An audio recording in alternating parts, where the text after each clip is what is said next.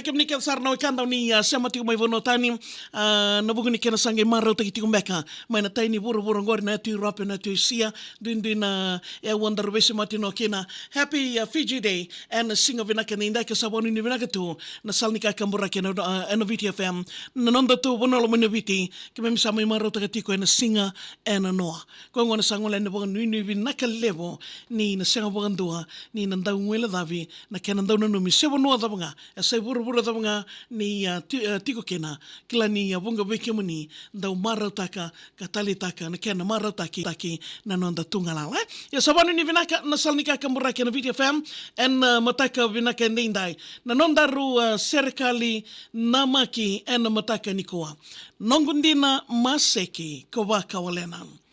Ronondolo tinika diwa au tawa ngwele dawa Februari tinika lima ena kena mataka wakamode na ilako mai na koro turanga ki Lautoka ena ngarabitavi wa dakadaka Tosoto na vingaravi ena yasa sabagara veiwali ke na lasa sakamida ni suka walenga na namo veiwali andau chilama saranga me daka wagadava Maseki ni ndaru daka watanga Nongongau na ngalala ko a vesureti mai ena ndua na mbilo ti katakata kina manrai matai ni ngauna mendaru saverai budini sarkina na vekilai Sasoka na wanga ni vindomoni kena kamida sa Vakawalena na ngunuloli nongundina Maseki sa teke vomisoli ko wuki talevi kena ena singa kena bongi au waka iyo na veika kede ko nganrewa no muanga kede au senga ni soreva tawa kilai ni kombadhani au wali lelewa kondomoni au walenga meu wali tu ni no mulenga Darubenga rabi watanga enandona korni woli nongundina vei ko Maseki e tawa boni kondau sauma tu ongori ena vedun rovi me yumbi walenga ni no mo veka boni Sereke ni woli ko ngande kisuwa kwa kaya ni ndua na nomo ituwa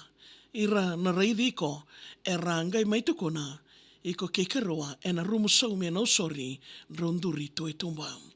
tarongi ko ngai dakitaka kwa kaya ni wekamundina sara messenger ni nomu I Vola mata au ngai ndolava sambo solitalanga vikarua na nongu namba nongundina Maseki ko Vakawalena tolune mbaki sa senga na bitena no muitobo mosi sa rautia vinakalewa na iwosa waviti e kaya veikanga otia ona seba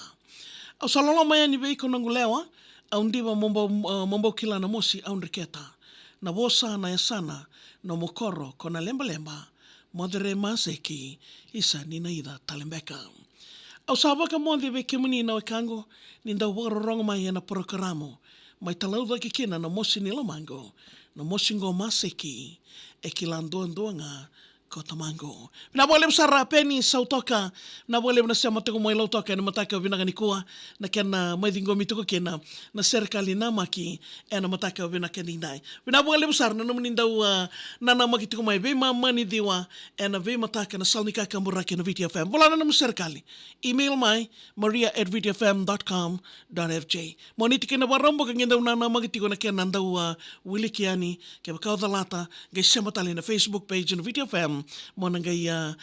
rongoda talikena ena mataka binangani ko namaka na moniti ve mama ni diwa